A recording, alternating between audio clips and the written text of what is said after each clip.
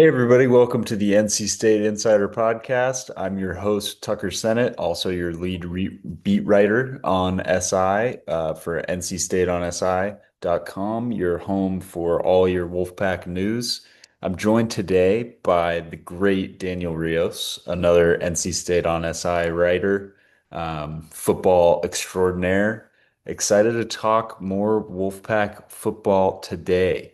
Um, Fun episode for you today. We're going to sort of begin one of our several deep dives on the NC State schedule going into this 2025 season, talking about what we think are our most intriguing matchups of the season. So we each picked one. But before we get started, Daniel, how are we doing today? I'm doing great. It's always great to talk some football. Thank you for having me. And yeah, we're so close to the season.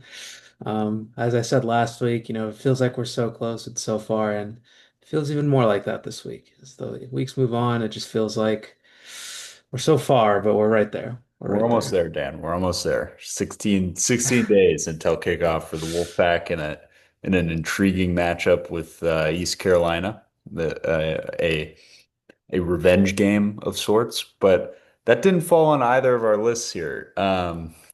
We both went with conference opponents for the Wolfpack this season. Some interesting matchups. One that is a revenge game of sorts from last year for NC State, and another that's going to be a really difficult road trip for the Wolfpack, but could be a huge opportunity for an upset. I'm happy to get things started here, Dan. My pick for the team's most intriguing matchup of the 2025 football season, Georgia Tech, November 1st Um, at Carter Finley Stadium. So this is a home game this year. The game last year, I'm sure many Wolfpack fans remember, was kind of a classic between two teams really fighting for bowl contention late in the season. Um, it was a 30-29 game in Atlanta. Pretty crazy. NC State scored 22 points in the fourth quarter to sort of tighten things up, but Georgia Tech just gave it right back to them. They had two touchdowns in the fourth. Um, CJ Bailey played pretty well in that game. Rushing wise, he really struggled as a passer. He had three interceptions, but he did have three touchdowns on the ground. So a breakout with his legs of sorts. This year, the reason this is an intriguing matchup is I have this one circled as a potentially ranked matchup, given Georgia Tech is a trendy pick to be a contender in the ACC this year. They have some serious talent coming back under head coach Brent Key, and that starts with the quarterback, Haynes King. Uh, Haynes King, sort of a legend in the college football 25, Mm. 26 community, as I'm sure Daniel knows. Yes, yes. This is a guy that's got some serious dual threat capabilities. A year ago, with Georgia Tech, I believe that was his first year with the program after he transferred in from A&M. But a year ago, he had 2,114 passing yards with 14 touchdowns and two interceptions. That doesn't sound like a lot, but given the way Georgia Tech plays, they run the ball a lot. And don't worry because he actually added another 587 yards on the ground and 11 touchdowns. And those rushing numbers were down from his 2023 season. So this is a guy who makes it happen in a variety of ways. He's really tough to contain, and they have a really intriguing combination with him and running back Jamal Haynes, who's back. Haynes had a really strong 2024 as well. He was under or just about he was about 50 yards off of a 1,000 yard rushing season, nine rushing touchdowns. Just a really quality ground and pound back in an offense that's not looking to throw the ball deep a lot. If you've watched Georgia Tech, they do they still run the triple option like every play, or have they moved? They're They've starting to moved on. modernize a little bit, right? Yeah, we've moved on. We're modernizing. They have the receivers to do it now, where they don't have Okay. to, rely on a triple option every time, which is exciting. Exciting My times for the Yellow Jackets. my first memories of Georgia Tech football are that they used to, I don't think they do anymore. And this is sort of embarrassing as somebody who now covers an ACC school, but I'm fairly certain they moved on from the Russell athletic uniforms. They were like the only school in Oh college my football God. that had Russell athletic, and it was just hilarious because it would be like Clemson out there playing against Georgia Tech. Clemson's got their fancy Nike gear. Dabo's like running up the sideline, and Georgia Tech's out there and looks like a high school team in the Russell Athletic shiny Hey, jerseys. hey, man. Nowadays, that could save some money. That could earn you some Right, money. The NIL. I mean, right, it right. may have to go back to them. May have to go back to them. May Who have to go knows? back, but this is a team that's going to lean heavily on its offense. They were 7-6 last year. Didn't get quite enough stops to be better than that. They certainly gave some teams some scares. They were sort of a coin flip away in a couple of games from having a better record. Obviously, that Georgia 8 OT game in the rivalry game to end the season last year was crazy. This NC State game was crazy, and they proved that they could hang in there with some tough competition. They had another close one at Syracuse early in the season, as a ranked team, and they stormed onto the map with that win over Florida State. So this is a team that can certainly put the points up, and they run the ball, which, as we've talked about a lot, is kind of what, or was, NC State's Achilles heel in 2024. Um, I think the quarterback matchup here is what makes it exciting for me. Bailey in year two against probably one of the two or three best quarterbacks, maybe the second best quarterback in the ACC in my book. I don't know about you, Daniel, but I think it's between he, Klubnik, and probably Beck. Am I forgetting somebody? That's the Duke quarterback I'd probably have up there. Okay. Yeah. I think he's pretty good. I see. So like I was telling you before, I always blank on the names like Hmm. in the It's moments. But I know well, he when transferred in from Tulane, I'm pretty sure. yes, And yeah, yeah, you're absolutely right. I can't remember his name off the top of my head either right now, but um, I think King's upside is certainly towards the top up there with Klubnik, Miller Moss at Louisville, another guy that yeah, could be good. But Bailey, in terms of the ceiling, the, could compete with King as sort of that one of those three or four best quarterbacks in the ACC if everything goes right. Um, so that's why I have this one. It's late in the season. Both teams might be fighting for a bowl game again. And this was a classic last year. So run it back. Let's do it again. Let's have another good one. so that's a good pick. I went in obviously an ACC matchup as well, but I look at it more of like the broader scale of maybe NFL draft implications. That's just kind of how my brain works a little bit. So I went ahead and I picked the Miami Hurricanes matchup on November 15th on the road in Hard Rock Stadium. It's not going to be an easy environment to play, obviously, but in because my mind. because nobody will be there. Nobody will be there, number one, but you got the sun beaming down on you. Well, Um, yeah, that is true, but it's late enough in the season that usually the Miami games start to be a little more tolerable. You might have a little rainstorm. I feel like later in the season, I feel like the turnout it gets a little bit better. I feel like earlier, it's kind of whatever, but I think just going on the road, and I know we're not talking about, Notre Dame on the road type of, away game, but I still think just for a young quarterback like Bailey, I just kind of want to see how he plays in these road environments. That's just the biggest indicator for any program to kind of know if, this is the guy. And I think just this Miami team is so interesting. You lose Cam Ward last year, you lose Xavier Restrepo. You lose Elijah Arroyo to the NFL. You also lose some of your top targets last year. Isaiah Horton transferred out. I'm pretty sure he's with Alabama now. So you lose all these guys who were, at the top of the depth chart. Damian Martinez is in the NFL now. And then you kind of just go to the transfer portal and say, hey, who wants to come? You get Carson Beck.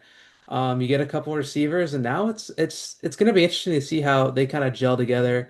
Obviously, Carson Beck's been, on people's radar for a while. Last year didn't really pan out to how people hoped. Um, but I mean, they have a lot of interesting prospects along the offensive line. It starts at left tackle, or right tackle, excuse me, Francis Mayaga, I think is how you say his name. I was watching Cam Ward last year in this draft process, and he just stood out to me. He's going to be one of the top tackles in the draft this year. I mean, he's huge, obviously number one. I mean, with a name like that, you could just expect him to be huge, but um, he'll be interesting to watch. And then along the defensive line, you have an edge rusher in Ruben Bain Jr. who can, be one of the best defenders in the ACC. Obviously, Clemson's defensive line's up there as well, but I think this is just a good test for the trenches for NC State as well late in the season. Like you said, maybe pushing for a bowl around then. So you got to kind of see it's a tough way to end the year. Miami, Florida State and UNC, you got to find a way maybe to win a game to get to a bowl game. So I think this is just a really good test for a young team and be interesting to see how they handle it. Yeah, a couple things, a couple questions, and then also a point about this game. I had this one. I just wrote a sort of tier list of the full schedule in terms of must-win games, coin flip games, long shot games, and sort of conference wins you got to have if you're NC State. And Yeah. this was certainly in the long shot games, but I've talked about this a little bit on the podcast and in some of my stories over the last couple days, but the sort of the model that Florida State set up with this building those teams like a mercenary army, where it's got, Carson Beck coming in. Last year it worked for Miami, big time. Yeah. Obviously it didn't pan out at the end of the season, and that defense was just a disaster. But at least offensively, they had really, really good impact transfers that came in and helped lead them to their best year in a long time. Do you worry at all about this team by the time we get around to this game having a 2024 Florida State situation where these guys face some adversity early on? Things aren't looking good things aren't looking as good as they were in 2024, and they just sort of collapse or quit on Cristobal. I would say yes and no. I know it's weird. Carson Beck, I'm not a Carson Beck believer. I think that when you We'll just put that on record. you put that on record, you just kind of watch. Just at Georgia, there was no real. He definitely got better last season, but there's just no real progression within his game in terms of just reading the field. I feel like he's still just kind of struggling to know what he sees, and there's still a little bit of panic in the pocket. And I just don't think this Miami transfer is gonna, propel him to a level that, is like a Cam Ward. Is and no, I mean if I'm wrong about this, then so be it. But I just don't think there's a world that he elevates this team like Cam Ward did last year, especially just with all those receivers and just being on the same page as everyone. I look at their schedule. You open up with Notre Dame, obviously. Let's just say they lose that one. And then realistically, their hardest game outside of that is probably Florida before they get to NC State. I mean, they have And SMU in there, but Florida is very much a team that is health dependent. yeah.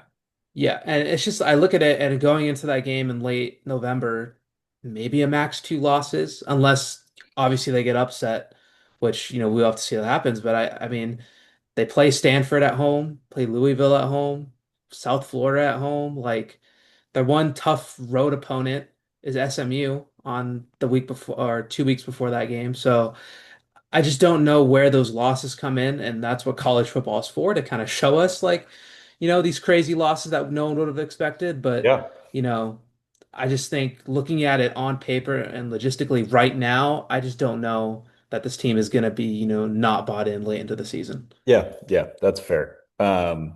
I think this is a game, if I had to pick out of out of the preseason ranked two opponents that NC State's going to have, this is the one I'd pick NC State in. I just Mhm. think that Notre Dame matchup is a nightmare in a lot of ways. Yeah. Oh, yeah. And I I really don't trust Cristobal, especially at the end of a season in a game that he might have to have, because this defense was just so bad last year. Mhm. And I think if Kurt Roper's able to just get the ball in the hands of his elite players, the NC State offense is going to be so much better. And we saw Miami in this exact kind of game last year blow up their whole season. Yeah. It was that game at Syracuse. I know that was on the road, but that That was almost happened against Cal too. yeah, that was earlier on. That was a little earlier, but yeah, still. They had kind of a stretch where they had that Georgia Tech game, which I don't remember if they pulled it out or they lost that one, and that kind of set up Syracuse as the must-win game. And I think they lost to Georgia Tech. I'm looking at it right now. They lost 28 to 23. Right, right. And they had to come all the way back in that one, and the defense was terrible.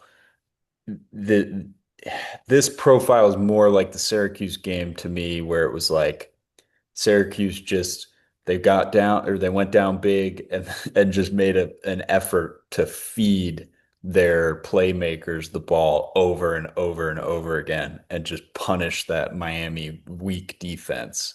And Yeah. Miami couldn't keep up. That's they had no answers and then made some baffling clock management decisions down the stretch. So I could see this being a game where if NC State is uh, trending upward this season, this is a game where Bailey kind of proves himself as a quality quarterback against top tier competition. A lot of stuff has to happen before then for me to like stand on business with that take, but Oh, yeah. this is a game that I have circled for them as sort of a we're back game. And I know it's late in the season, so it would be dumb for them to say we're back that late in the season. But just in terms of the program falling off and being picked to finish 10th in the ACC by the media, that would be sort of the bat signal that they're not done yet under Dave Dorn. That's uh that's all I got on that game.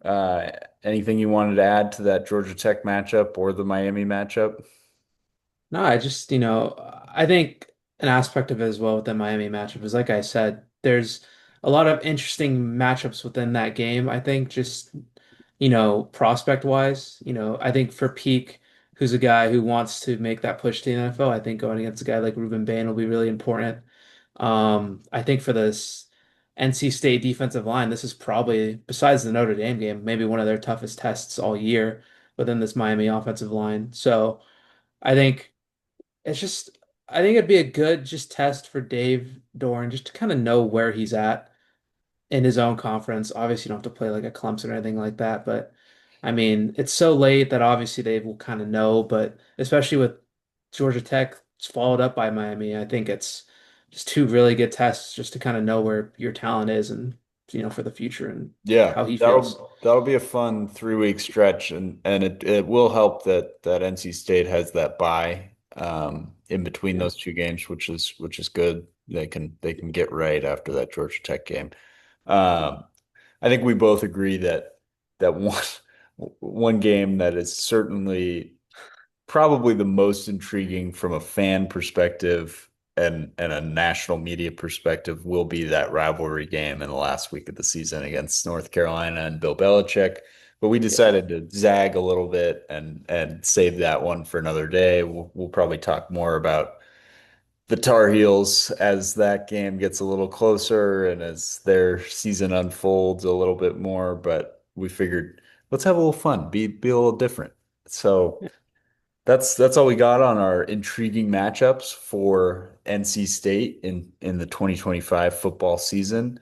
Um, Thanks for tuning in. Feel free to follow us both at our Twitter accounts, X accounts. I'm at Senate Tucker, and Daniel is at Daniel underscore real 72. Daniel underscore Rio 72. You can also follow the Wolfpack on SI page at Wolfpack on SI and follow our Facebook page for all of our stories, updates, analysis, Daniel's draft breakdowns, and pro Wolfpack breakdowns, everything you'd ever want about NC State on Wolfpack on SI. Thanks for tuning in, folks. Have a great day.